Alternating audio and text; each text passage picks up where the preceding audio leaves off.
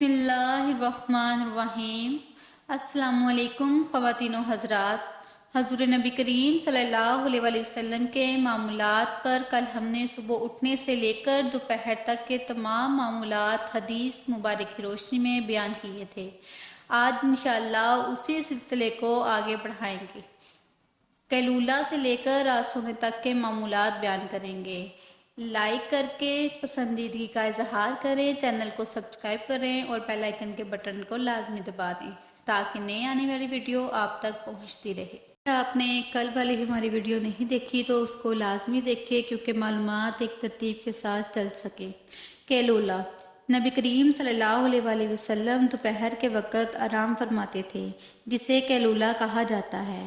آپ صلی اللہ علیہ وآلہ وسلم کے خادم خاص سیدنا انس بن مالک دوپہر کے آرام کی وضاحت ان الفاظ سے بیان کرتے ہیں کہ میں کسی ایک دن آپ صلی اللہ علیہ وآلہ وسلم کی خدمت کرتا رہا۔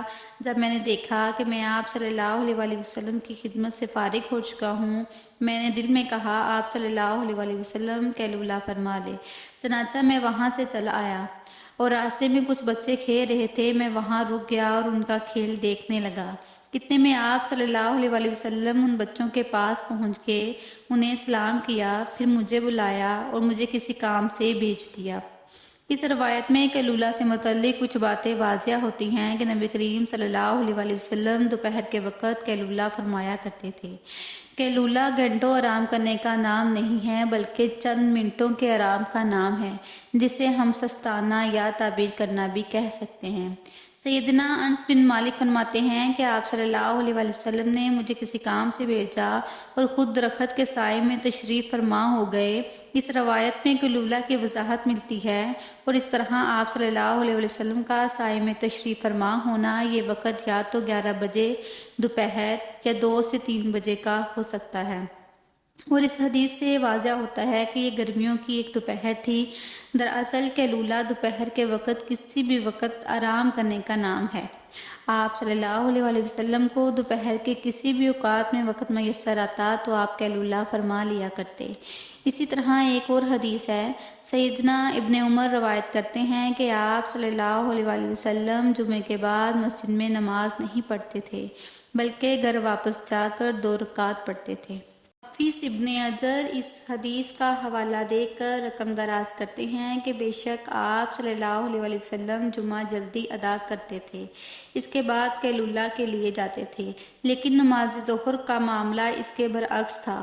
گرمیوں میں اسے آپ قدرے ٹھنڈا یعنی تاخیر کر کے پڑھتے تھے اور قیلولہ اس سے پہلے کر لیا کرتے تھے۔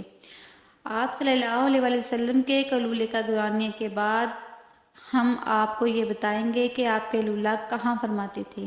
یہ سعادت 2 جلیل القدر صحابیات سیدہ ام سلیم رضی اللہ تعالیٰ عنہا اور سیدہ حرام رضی اللہ تعالیٰ عنہا کے حصے میں آتی تھی۔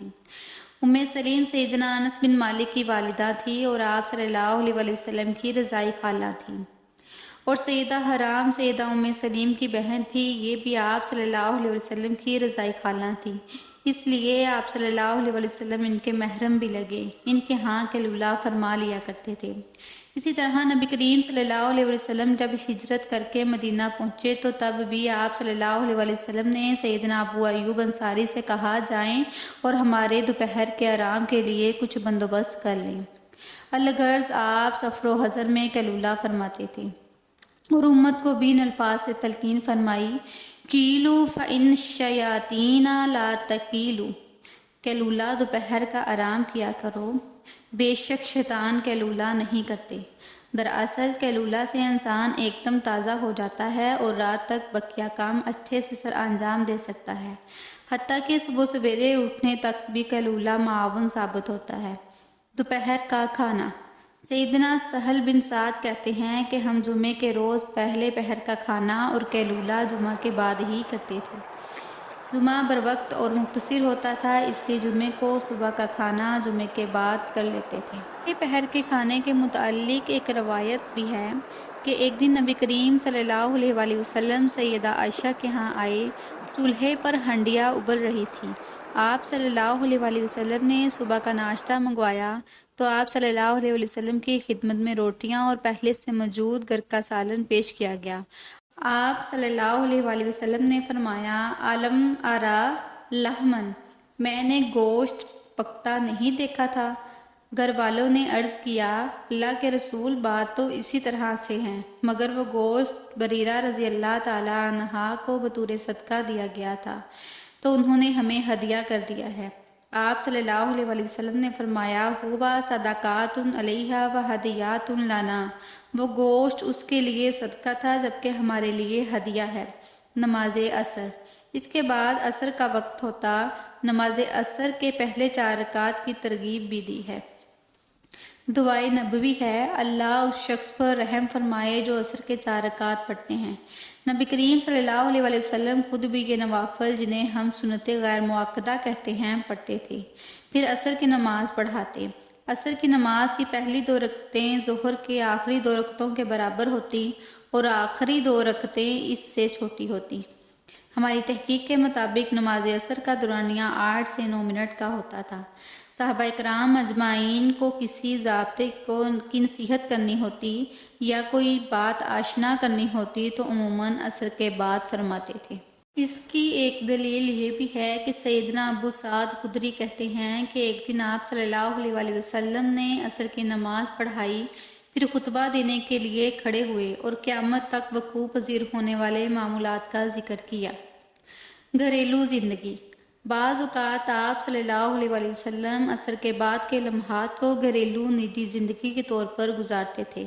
ام المومنین سیدہ عائشہ صدیقہ رضی اللہ تعالیٰ عنہا نجی زندگی کے اس پہلو کو ان الفاظ سے بیان کرتی ہیں کہ رسول اللہ صلی اللہ علیہ وآلہ وسلم جب عصر کی نماز سے فارغ ہوتے تو اپنی ازواج کے ہاں جاتے اور ان میں سے کسی ایک کے قریب ہوتے۔ اس وقت ہر ایک زوجہ محترمہ کو وقت بھی برابر دیتے۔ نبی کریم صلی اللہ علیہ وآلہ وسلم ازواج کے ہاں عصر کے بعد جاتے تو 2 نفل پڑھتے۔ سیدہ عائشہ روایت کرتی ہیں کہ نبی کریم صلی اللہ علیہ وآلہ وسلم جب بھی عصر کے بعد میرے ہاں آتے تو 2 رکعت ضرور پڑھتے۔ یہاں ایک چھوٹا سا مسئلہ ذہن نشین کر لیں کہ آقا کریم صلی اللہ علیہ وآلہ وسلم کی حدیث ہے جس میں عصر کے بعد نوافل کی ممانعت آئی ہے۔ یہ جو نوافل آقا کریم صلی اللہ علیہ وآلہ وسلم پڑھتے تھے یہ ان کے ساتھ خاص تھے، یہ صرف وہی پڑھتے تھے، امت کو یہ پڑھنے کا حکم نہیں دیا گیا، بلکہ حدیث کی روشنی میں اس کی معامنت ہے۔ عصر کے بعد قضا نماز پڑھی جا سکتی ہے مگر نوافل نہیں پڑھے جا سکتے۔ عہد نبوی کے بعد مغرب سے پہلے یا تھوڑا سا بعد میں کھانے کا وقت ہوتا، کیونکہ مغرب کے بعد اہل عرب میں اس وقت شام کا کھانا کھایا جاتا تھا۔ اسی طرح ایک حدیث مبارکہ ہے کہ جب شام کا کھانا پیش کر دیا جائے تو نماز مغرب سے پہلے اسے کھا لیا کرو۔ نماز مغرب، جب مغرب کی اذان سنتے تو مسجد کی طرف چل پڑتے اور مغرب کی نماز پڑھاتے۔ مغرب کی نماز میں عموماً چھوٹی صورتیں پڑھایا کرتے تھے۔ عہدہ صحابہ کرام رضی اللہ تعالیٰ عنہ میں ایک شخص مغرب میں سورۃ البینہ سے سورۃ الناس تک کی تلاوت کرتے تھے۔ سیدنا ابو ہریرہ نے ان کی نمازوں کو رسول اللہ صلی اللہ علیہ وآلہ وسلم کی نماز کے سب سے زیادہ مشابہ قرار دیا، جبکہ کبھی نماز مغرب میں سورۃ المرسلات اور سورۃ طور کا پڑھنا بھی ثابت ہے۔ شام کا کھانا، نماز مغرب کے بعد اور عشاء سے پہلے آپ صلی اللہ علیہ وآلہ وسلم کھانا تناول فرما لیتے تھے۔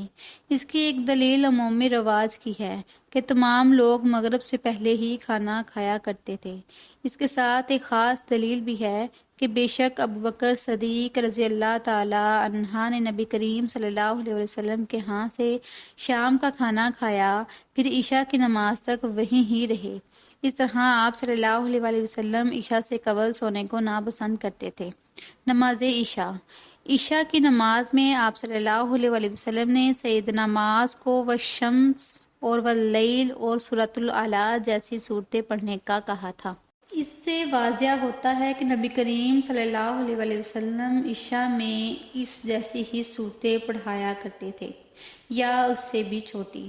عشاء کی نماز تاخیر سے پڑھنے کو پسند فرماتے تھے۔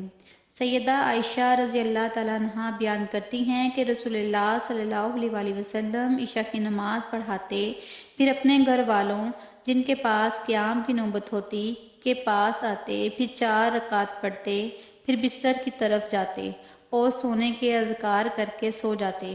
وضو کا پانی بھی آپ صلی اللہ علیہ وسلم کے سر مبارک کی طرف پاس ہی پڑا ہوتا اور مسواک بھی رکھی ہوئی ہوتی۔